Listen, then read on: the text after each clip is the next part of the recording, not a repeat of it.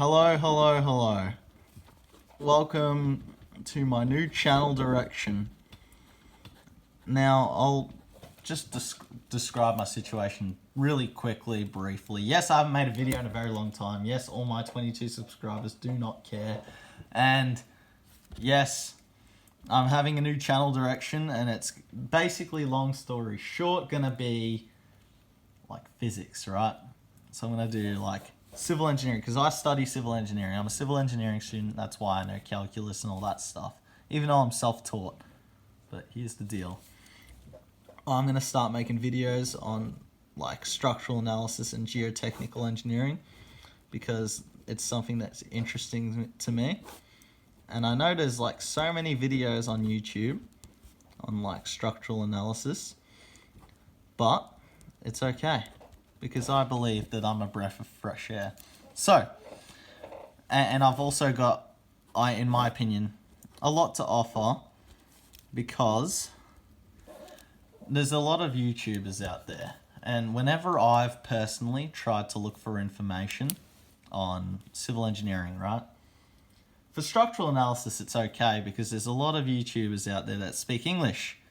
Not to talk badly, but like, basically, I can't speak Hindi, and there's a lot of videos out there for civil engineering that are in Hindi.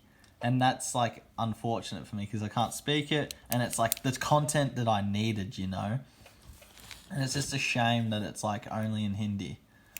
But anyway, so I was hoping that maybe I could make videos on all the stuff that I wish that I could have seen, and hopefully it helps everybody else who was in the same situation as me. So we have a beam here.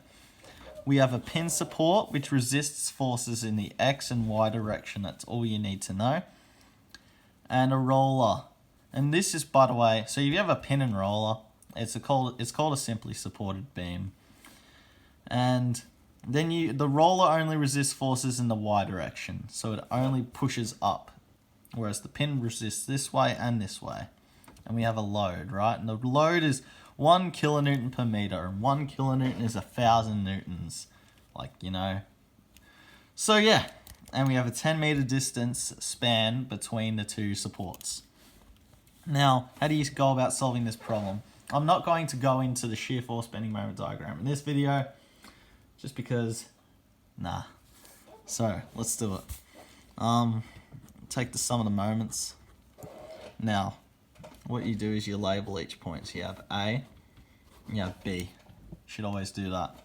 It makes it so much easier for yourself. So I'm saying that I'm going to take the moments about A. And the reason why is because it's got a force in the X direction, force in the Y direction. And when you take the moments about that point, we know that a moment is equal to a force multiplied by perpendicular distance. Well, there's no distance here for the forces in the X and the Y direction that's being resisted by the pin, which means they become 0.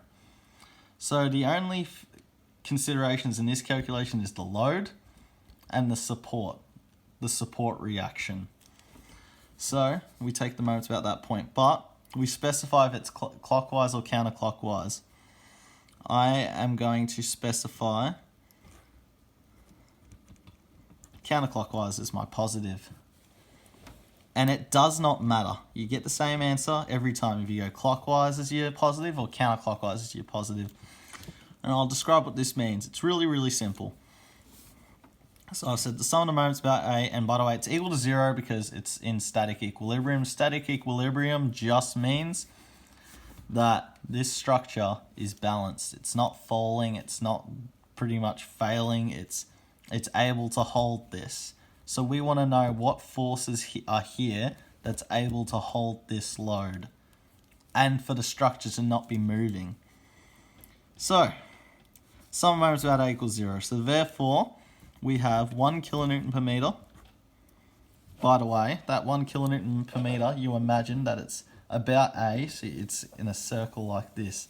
That's clockwise. So, so that's negative 1 kilonewton per meter. And that's multiplied by a distance of 10 meters, because you have to consider the whole load. And then, where does the resultant act? the resultant acts in the center for a load like this. So a load that's in the shape of a rectangle, 1 kilonewton per meter right here. This is a uniformly distributed load. It's just a buzzword. So, and that's also multiplied by 5 meters. Okay, good start. And then we definitely know that this force is going to be a plus. One has to be minus, one has to be plus in this case, and I'll even prove it. So we take the moments about A, and we have a force here that's coming from the roller, and that's counterclockwise. Yes. So there we have FBY times 10 meters. That's all equal to 0. And then we just solve for FBY. So FBY times 10 is equal to 1 times 10 times 5. You notice how I've chosen very simple numbers in this problem? Yes. So therefore FBY is equal to 5 kilonewtons, because these 10s go see you later. Okay, that's great. So now what? Now what do we do?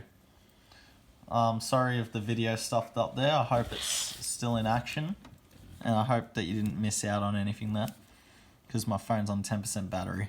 Okay, so now the next thing you do is you need to solve out for the force in the y direction for A. But you don't have to do the moments again. You just do the sum of the force in the y is equal to 0. And you take up as positive. So we have minus 1 times 10 meters. So 1 kilonewton per meter times 10 meters. That gives us a force. So it's minus 10 kilonewtons. And then that's going to be plus 5 kilonewtons, because that's what FBY was. And then that's plus FAY, and that's all equal to 0. Therefore, we know that FAY is equal to, well, we add both 10 to both sides and subtract 5 from both sides. We get that FAY is 5 kilonewtons. And if you take the sum of the forces in the x direction equals to 0, and we take this way as positive to the right, we get that FAX is equal to 0, because there's no other x direction force in this problem. So this is a basic introduction to all of the structural analysis videos that I will be making in the future. Stay tuned, and I hope you've enjoyed.